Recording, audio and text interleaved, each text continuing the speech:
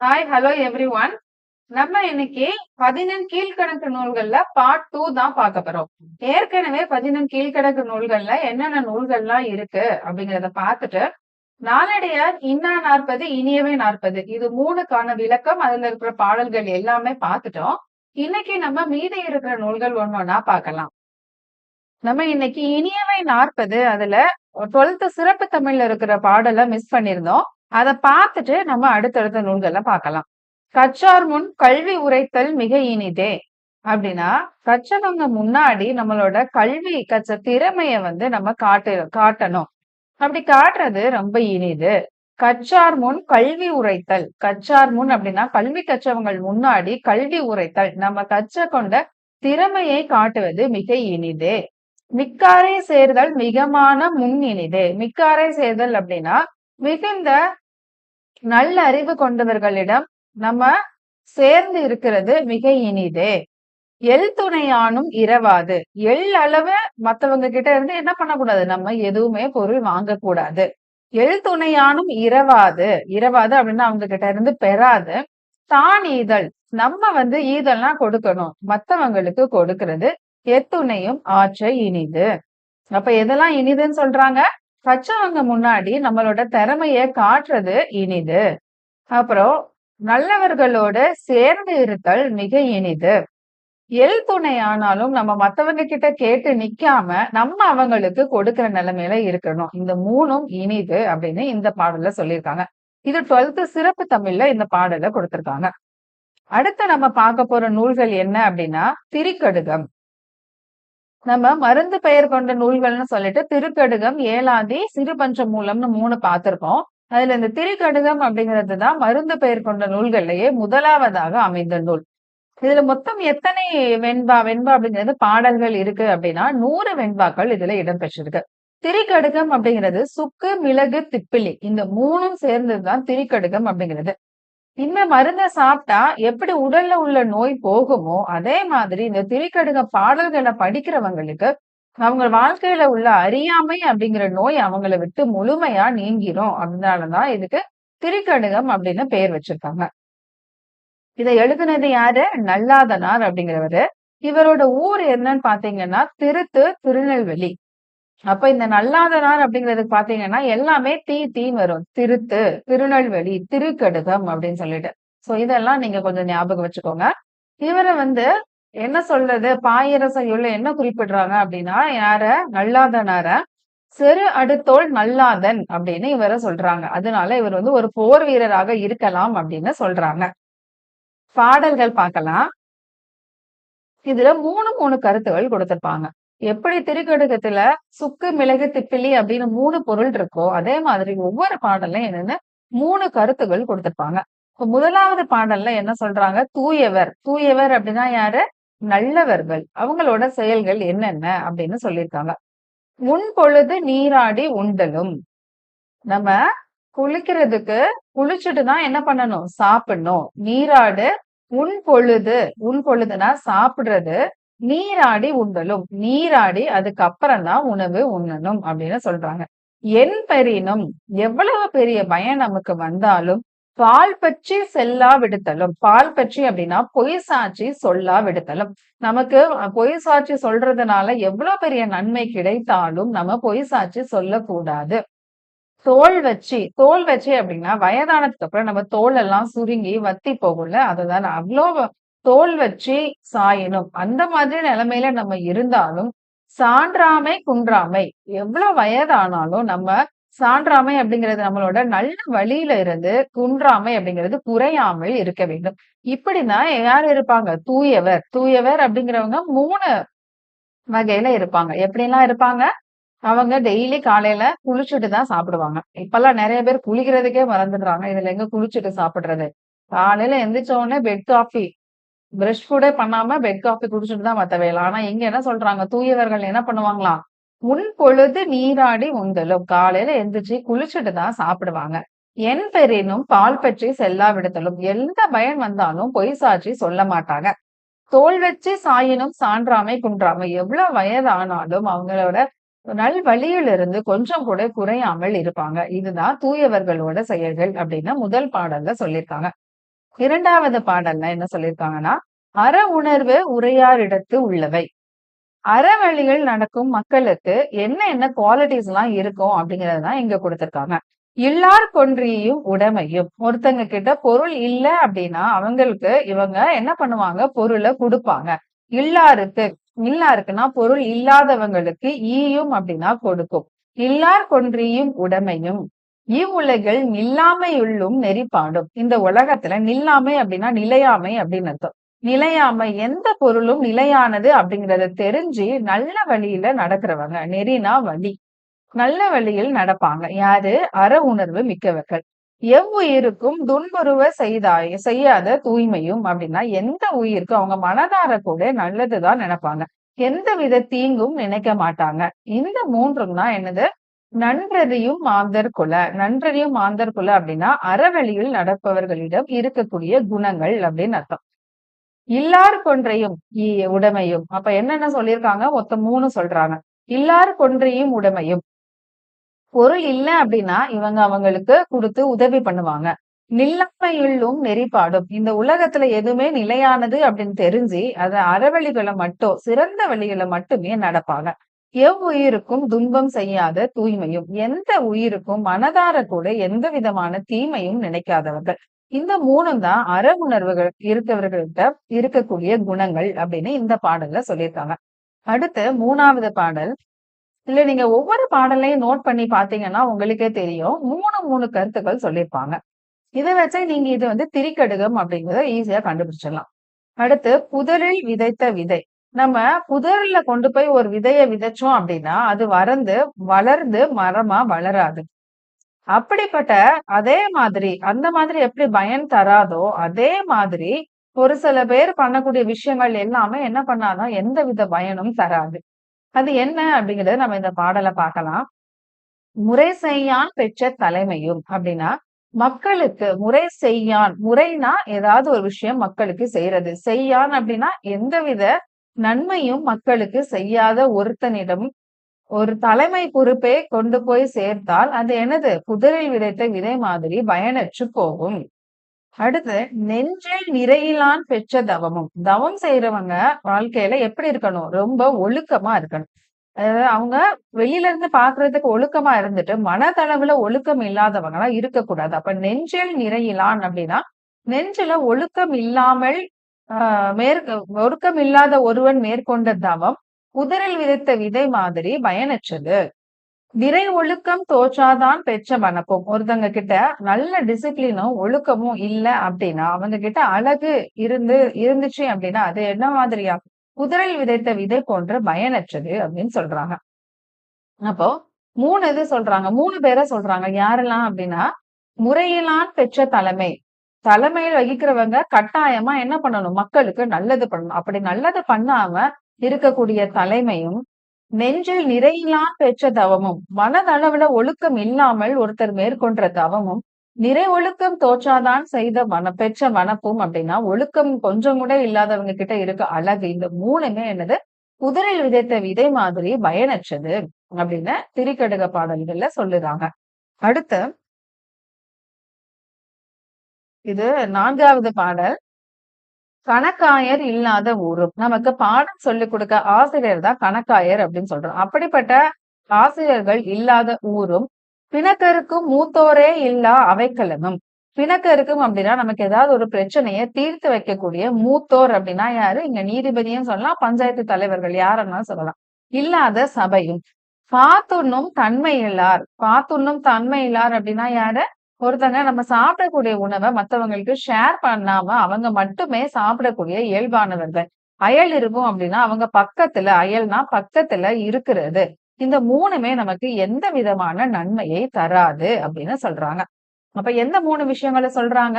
பாடம் சொல்லிக் கொடுக்கும் ஆசிரியர் இல்லாத ஊர், தீர்ப்பு வழங்கக்கூடிய மூத்தோர்கள் இல்லாத சபை, மத்தவங்களுக்கு நம்ம சாப்பிடுற உணவ பங்கிட்டு கொடுக்காம அவங்க மட்டுமே சாப்பிடக்கூடிய அவங்க பக்கத்துல இருக்கிறது. இந்த 3மே நமக்கு எந்த விதமான பயனையும் தராது அப்படின்னு இந்த பாடல்ல சொல்லியிருக்காங்க.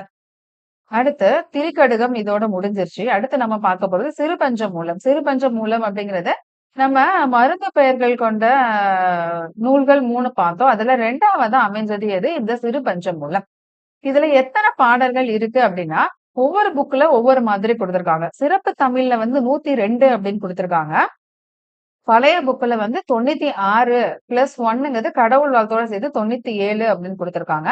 சோ நமக்கு ஆப்ஷன்ல ஏதாவது ஒண்ணு தான் இருக்கும். ஒண்ணு 102 இருக்கும், இல்லன்னா 97 இல்ல 96 அந்த மாதிரி குடுத்திருப்பாங்க. ஆப்ஷன்ல என்ன இருக்கோ நீங்க அத பார்த்து கிளிக் பண்ணிக்கோங்க. கன்ஃப்யூஸ் ஆயிறக்கூடாது அப்படிங்கிறதுக்காக தான் நான் 2யுமே குடுத்திருக்கேன்.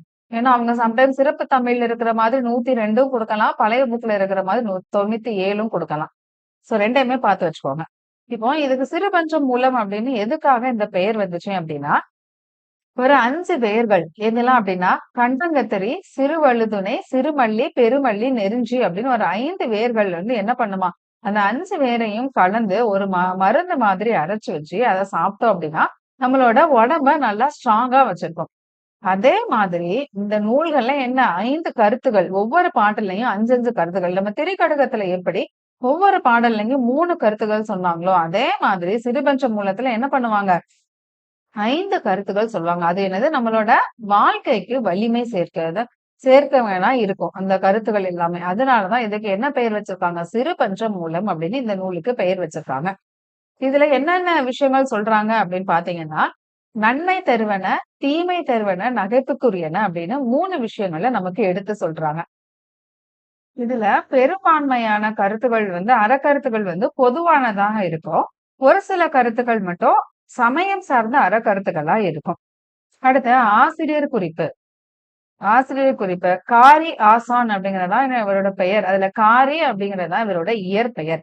ஆசான் அப்படிங்கிறது இவரோட தொழிலின் அடிப்படையில அமைந்த பெயர். இவர் யாரோட மாணவர் அப்படின்னு பாத்தீங்கன்னா, மதுரை தமிழ் ஆசிரியர் மாக்காயனாரின் மாணவர் இவரு. இவர வந்து பாயிர செய்யுள் எப்படி சிறப்பிச்சு சொல்லுது அப்படின்னா, மாக்காரியாசன் அப்படின்னு பாயிர செய்யுள் இவர சிறப்பிச்சு சொல்லுது. இவரும் கனிமேதாவியார் அப்படின்னா யாரு? ஏலாதியோட ஆசிரியர். இவங்க 2 பேரும் ஒரு சாலை மாணாக்கர். ஒரு சாலை மாணாக்கர் அப்படின்னா கிளாஸ்மேட். ஒண்ணா படிச்சவங்க. இவர் எந்த சமயத்தை சார்ந்தவர் அப்படின்னு பாத்தீங்கன்னா, சமயத்தை சார்ந்தவர். இவ்வளவுதான் ஆசிரியர் குறிப்பு. பாடல்கள் பார்க்கலாம். முதல் பாடல் கண் வனப்பு, கண்ணோட்டம். வனப்பு அப்படின்னா என்னது? அழகு அப்படின்னு அர்த்தம். கண்ணுக்கு அழகு, கண்ணோட்டம் அப்படின்னா இரங்கல். மத்தவங்க படுற கஷ்டத்த பார்த்து நம்மளோட கண் என்ன பண்ணும்? இரக்கப்படணும். அதுதான் இந்த கண்ணுக்கு அழகு. கண் வனப்பு, கண்ணோட்டம். கால் வனப்பு, செல்லாமை. காலுக்கு அழகு எது? நம்ம ஒரு பொருளை கேட்டு மத்தவங்க கிட்ட போய் இறந்து போய் நிக்க கூடாது. இறந்து அப்படின்னா என்னது? கேட்டு கெஞ்சி நிக்க கூடாது. அதுதான் நம்மளோட காலுக்கு அழகு. கால் வனப்பு, செல்லாமை. என் வனப்பு இத்துணையாம் என்றுரைத்தல்.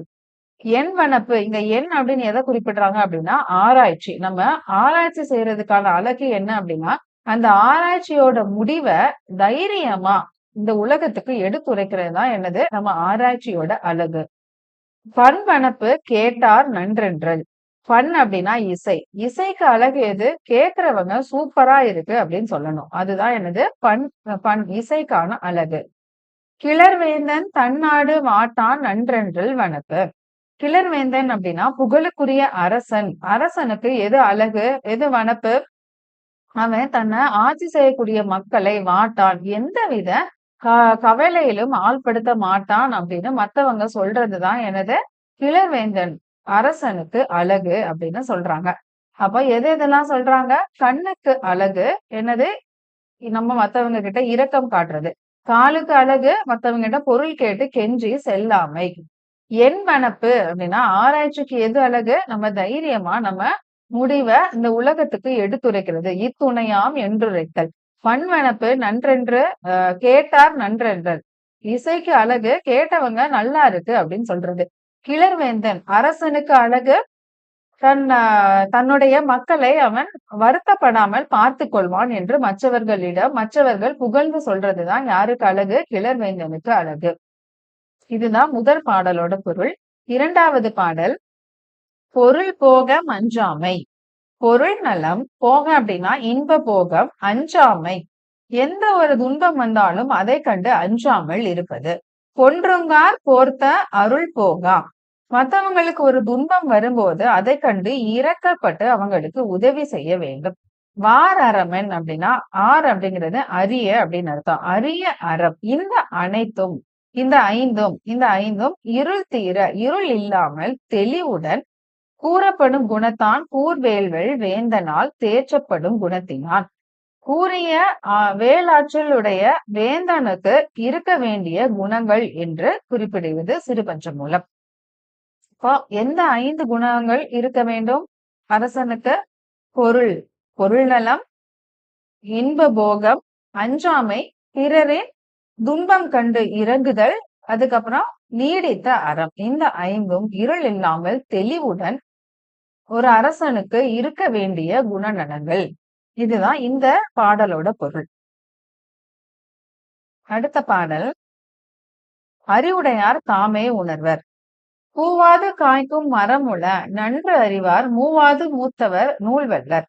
ஒரு சில மரங்கள் பூக்காமலே நமக்கு காய்களை தரும். அதே மாதிரி நல்லது எது தீமைகள் எது அப்படின்னு நன்கு உணர்ந்தவர்கள் வயதில் சின்னவர்களாக இருந்தாலும் அவர்கள் பெரியவர்களாக கருதப்படுவார்கள். அததான் மூவாது மூத்தவர் அப்படின்னு சொல்றாங்க. தாவா விதையாமை நாறுவ வித்து உல மேதைக்கு உரையாமை செல்லும் உணர்வு. அப்படின்னா நம்ம ஒரு மரத்தை எப்படி வளர்ப்போம்? விதை போட்டு அதுக்கு தண்ணி பாய்ச்சி அந்த மாதிரிதான் என்ன பண்ணுவோம், ஒரு மரத்தை வளர்ப்போம். ஆனா ஒரு சில மரங்கள் நம்ம சாப்பிட்டு தூக்கி போட்ட விதையில இருந்து முளைச்சு பெருசா வளர்ந்துரும். அதே மாதிரி மேதைக்கு அப்படின்னா என்னது, அறிவானவர்களுக்கு நம்ம எதையுமே சொல்லி கொடுக்காம அவங்களாவே எல்லாத்தையும் புரிஞ்சுப்பாங்க அப்படிங்கிறதுதான் இந்த பாடலோட பொருள். அறிவுடையோர் தாமே உணர்வர் அப்படின்னு ஹெட்டிங் கொடுத்திருக்காங்க. அதுக்கான அர்த்தம் என்னது? அவங்களே எல்லாத்தையுமே புரிஞ்சு தெரிஞ்சுப்பாங்க. அடுத்து 4வது பாடல்.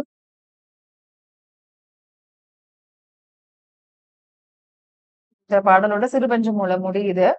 குளம் தொட்டு கோடு பதித்து வழி சீத்தி உளம் தொட்டு உழுவலாக்கி வளம் தொட்டு பாகுபடும் கிணற்றோடு என்ற இவ்வைம்பாற்படுத்தான் ஏகும் சொர்க்கத்து இனிது.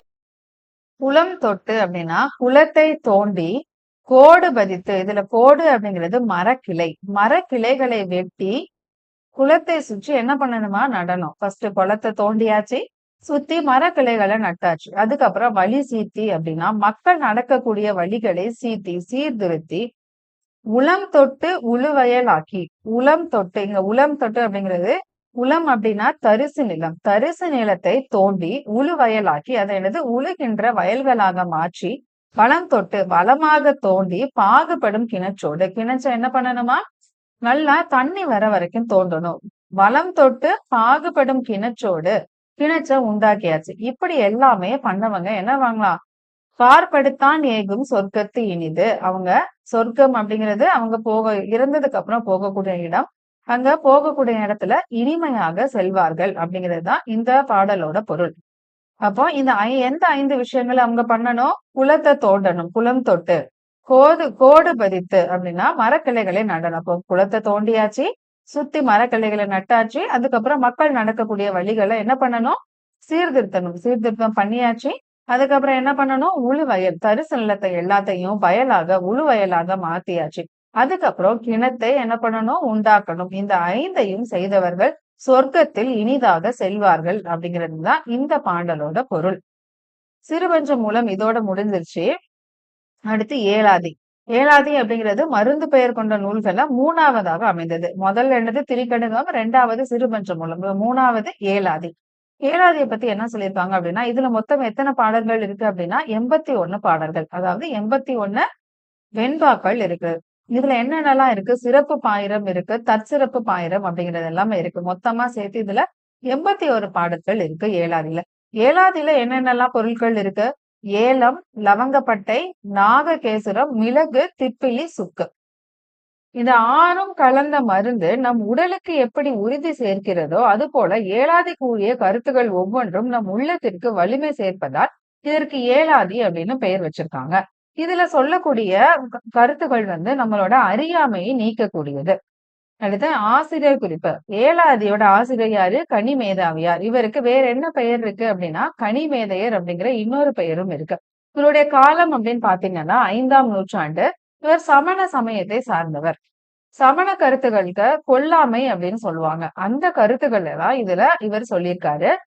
திணைமொழி 150 அப்படிங்கிற நூலையும் எழுதினது இவங்கதான். இந்த திணைமொழி 150 அப்படிங்கிறது அகத்திணை நூல். பாடல்கள் பார்க்கலாம். இந்த ஒரே ஒரு பாடல் தான் இருக்கு. இதுவுமே நம்மளோட பழைய புக்ல தான் இருக்கு. புது புக்லயோ, சிறப்பு தமிழோ எதிலயுமே ஏலாதிபதி குறிப்புகள் இல்ல. பழைய புக்ல மட்டும் தான் இருக்கு. இப்ப ஏலாதிபதி கொஸ்டின் கேட்கணும் அப்படின்னா என்ன பண்ணுவாங்க? கட்டாயமா அவங்க பழைய புக்ல இருந்து தான் கேட்பாங்க. ஓகே, நம்ம பாடல்கள் பார்க்கலாம். வணங்கி வழி வழியொழுகி மாண்டார் சொல் கொண்டு நுணங்கி நூல் நோக்கி நுழையா. வணங்கி அப்படிங்கிறது மத்தவங்களுக்கு பணிந்து. வழியொழுகி அப்படின்னா நல்ல வழியில நடக்கிறது. மாண்டார் சொல் கொண்டு மாண்புடைய சான்றோர்களின் சொல்லை கேட்டு நடக்க வேண்டும். நுணங்கி நூல் நோக்கி நுழையா அப்படின்னா நுட்பமான நூல்களை ஆராய்ந்து கற்க வேண்டும். இணங்கிய பால் நோக்கி வாழ்வான். அந்த நூல்கள் சொன்ன வழியிலேயே நம்ம நடக்க வேண்டும். நடந்து யாரு? பழி இல்லா மன்னன். அப்படி நடக்கக்கூடிய பழி இல்லா மன்னன் நூல் நோக்கி நுழைவான் வாழ்வான் நுனிந்து அப்படின்னா நூல்கள் போற்றும்படியாக வாழ்வான். யாரு? பழி இல்லாத மன்னன். அப்ப எப்படி இருக்கணும்? வணங்கி வழி ஒழுகி மாண்டார் சொல் கொண்டு நம்ம மத்தவங்களுக்கு பணிந்து மத்தவங்க நல்ல வழியில நடந்து மாண்புடைய சான்றோர் சொல்லை கேட்டு நூல்கள் நல்ல நூல்களை ஆராய்ந்து கத்து அந்த நூல் என்ன சொல்லுதோ அதுபடியே வாழ்க்கையில நடக்கக்கூடிய பழி இல்லாத மன்னன் நூல்கள் போற்றும்படி வாழ்வான் அப்படிங்கிறது தான் இந்த பாடலோட பொருள். இங்க ஒரே ஒரு பாட்டு தான் இருக்கு. அடுத்து பழமொழி 400. இது நம்ம அடுத்த கிளாஸ்ல பார்க்கலாம். இதெல்லாம் நம்ம ரொம்ப லென்த்தா போயிடும். சோ நீங்க ஒவ்வொரு பாட்டையும் பார்க்கறதுக்கு முன்னாடி முந்தின இருக்க பாட்டை ஃபுல்லா கம்ப்ளீட் பண்ணி நோட்ஸ் எடுத்து வச்சுக்கோங்க. அப்படின்னாதான் உங்களுக்கு ரிவிஷனுக்கு ரொம்ப யூஸ்ஃபுல்லா இருக்கும். இந்த கிளாஸ் உங்களுக்கு எப்படி இருந்துச்சு அப்படிங்கிறத கமெண்ட்ல சொல்லுங்க. மறக்காம உங்களோட ஃப்ரெண்ட்ஸுக்கு ஷேர் பண்ணுங்க. நீங்களும் சப்ஸ்கிரைப் பண்ணி வச்சுக்கோங்க. அப்படின்னாதான் நான் போடுற கிளாஸ் எல்லாமே உங்களுக்கு நோட்டிபிகேஷன்ல வரும். இந்த கிளாஸ் உங்களுக்கு பிடிச்சிருந்ததுன்னா லைக் பண்ணுங்க, ஷேர் பண்ணுங்க, சப்ஸ்கிரைப் பண்ணிக்கோங்க. Thank you.